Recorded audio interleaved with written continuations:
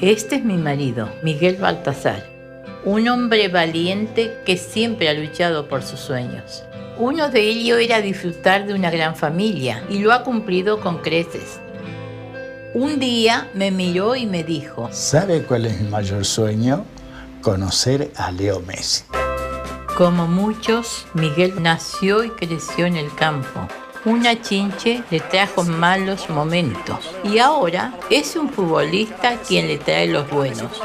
Cuando Messi era chico decían que era un líder en silencio.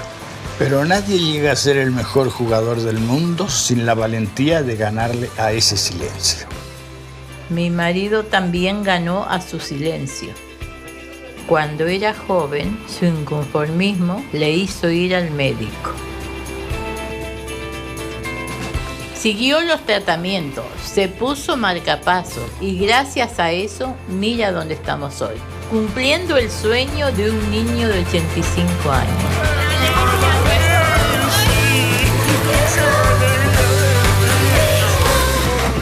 Nadie cumple un sueño si se lo guarda para él.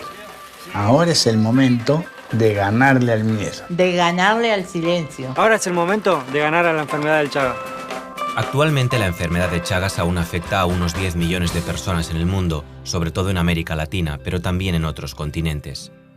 Todas juntas llenarían más de 100 estadios como el Camp Nou en Barcelona. Es una enfermedad silenciosa en la mayoría de los casos, pero puede producir afectación cardíaca y también digestiva. Se trata de una enfermedad desatendida. El acceso al diagnóstico y al tratamiento integral es, por tanto, esencial.